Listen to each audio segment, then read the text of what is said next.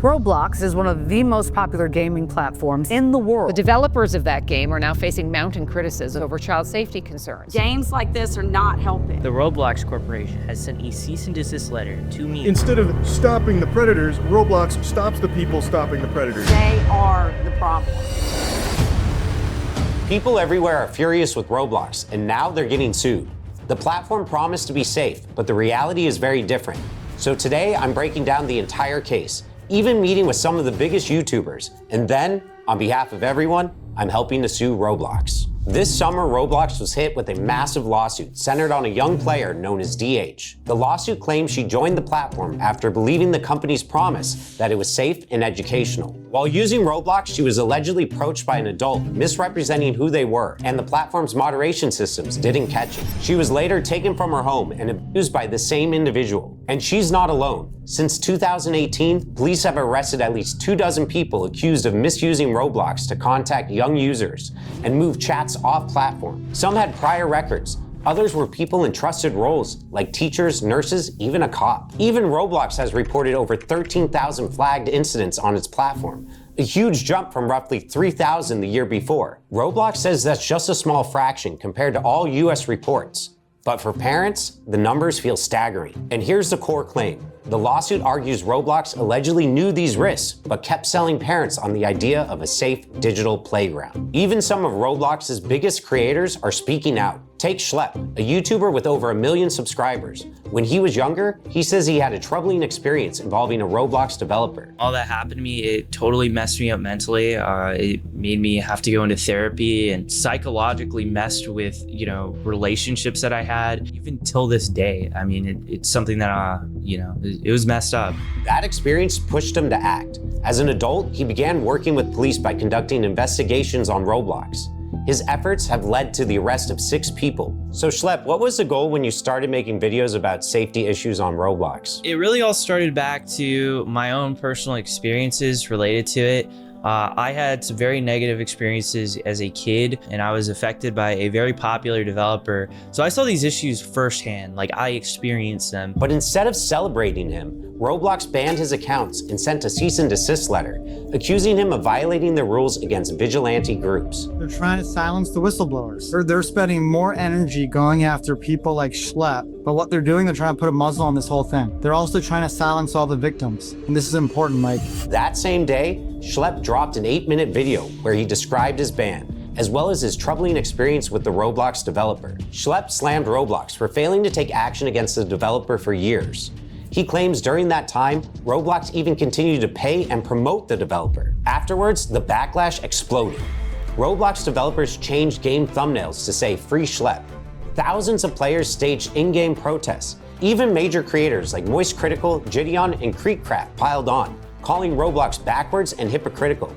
#Free Schlepp trended worldwide. I was blown away with all the support, and it's been absolutely amazing reading all the messages. It was trending on Twitter for 3 days straight when the news first broke of it. And I mean, people were just outraged. They saw it for what it was. They were silencing someone trying to blow the whistle. I think that's a really, really powerful thing. He was a 22-year-old kid. He was just a gamer. And I think he really stepped up to the plate to stand up to this Goliath. Then it went mainstream. Congressman Ro Khanna publicly backed Schlepp, sharing a petition demanding Roblox improve its safety. That petition hit 100,000 signatures in less than a week, and Roblox's stock price dropped by $12 billion. Now, Schlepp, did you expect your videos to get as much attention as they did? Honestly, no. My whole goal with these videos was actually just to bring this to the attention of Roblox. Like, I wanted Roblox to see what was going on, because I was reporting these communities to Roblox. I was making reports on a lot of these people. Nothing was happening.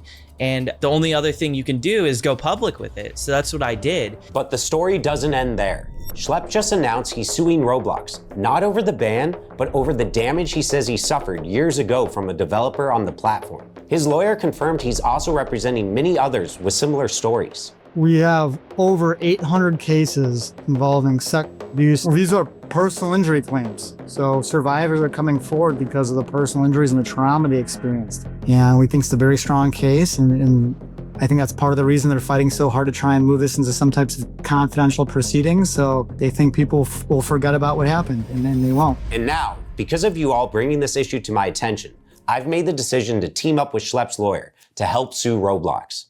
Reach out to my firm, IthinkIHaveACase.com, if you've gone through something similar. If someone is scared about something they experienced on Roblox, what would you tell them? I would tell them to call a lawyer, find out about their legal options, and let them know that they will be believed. There's strength in numbers.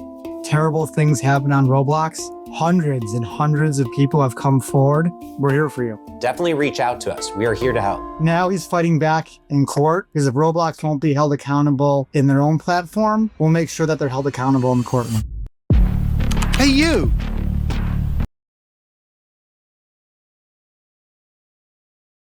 Now let's investigate how Roblox is designed, because the lawsuits claim there are at least 3 serious flaws. First, until 2021, anyone could make an account by entering just a username, password, and birthday. Users could misstate their age and unlock unrestricted chat, which the lawsuits claim made it very common to find lower levels talking with adults. YouTubers like Gideon and Rob the Master, who have become well known for exposing bad actors, have said just how easy it is. When we went on Roblox, it did not take long for our account to get attention from child predators.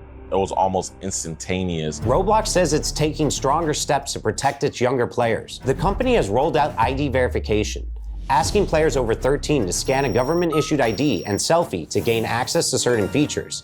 It's also testing age estimation, where machine learning guesses a user's age from a short video. And new features like trusted connections are meant to limit deeper chat and voice features to people you actually know in real life. You know, we weren't just finding 1 or 2 peppers on there. We've caught 6 off of the game itself. But not only that, we've had dozens of these guys just contacting and grooming our decoy that we sadly weren't able to catch. And the real sad thing out here is that Roblox is going around telling parents that they're one of the safest apps for children, when from my own experience, that's not the case. Even with ID checks and trusted connections, the scale of the platform makes full protection something that has to be taken even more seriously. Unless you wanted to play the 17+ mic up games and stuff like that. Anybody can pretty much sign up for Roblox. Next, the game uses in-game currency called Robux. Players use Robux to buy rare accessories and customize their avatars, and many lower levels are obsessed with it. The lawsuits point out these players even say they do anything for Robux. So bad actors can take advantage of that by dangling Robux to gain control. And third is the lack of moderation. In 2017, the company claimed it had thousands of moderators working 24/7, plus advanced filters blocking unsafe content. The reality looks very different. For starters, Roblox has hosted many games with questionable themes, including Run from Diddy Simulator, Shower Simulator, and Bloody Battles. The fact that these games even existed undercuts Roblox's claim of being a safe, moderated place. But it's not just the games that are concerning. Roblox is now the go-to social platform for younger audiences. 78 million users log in every day. The platform processes more than 50,000 chat messages every second. Roblox claims its AI and human reviewers scan all of it, text, audio, and images. But here's the problem. The company allegedly employs only about 3,000 moderators. Compare that to TikTok, roughly 3 times Roblox's daily users, but over 13 times the number of moderators on staff. The reason for the lack of moderators is allegedly due to Roblox's focus on growth over safety. In fact, 8 current and former trust and safety staff describe ignored requests for more resources, backlogs of incident reports, and even a manager quitting after promised hires never showed up. Some say protective features they suggested, like pop-up warnings, were rejected, and safety settings, like blocking strangers in chat, were switched off by default. Once again, Roblox points to AI moderation as the solution, but employees admit the tech still misses the subtle signs of unsafe behavior, and the gaps aren't small. The filters block words like Snapchat or Discord, but people get around them by using emojis or by tweaking the spelling a little. Even phone numbers are apparently blocked if you type the digits, but not if you just spell them out. The lawsuits argue that these kinds of loopholes prove Roblox knows the risks of off-platform communication,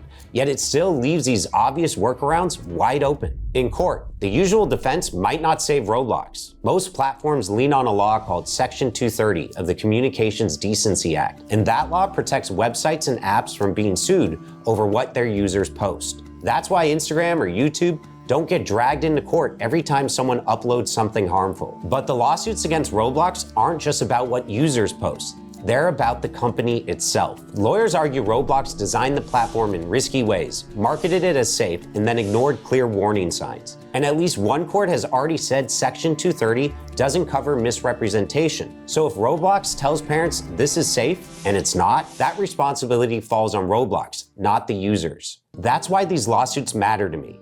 They represent more than just a few individual complaints. They're part of a broader movement pushing tech companies to take accountability, especially when their platforms are hurting younger players. Now multiple cases are moving forward, and a jury will have to decide if Roblox should be held responsible. And if the plaintiffs win, the fallout could be huge, because it would set precedents that might force Roblox and other platforms like it to overhaul how they verify users and protect younger audiences. And I don't know how this video will perform or how many people will reach, because YouTube flags and restricts videos on this topic.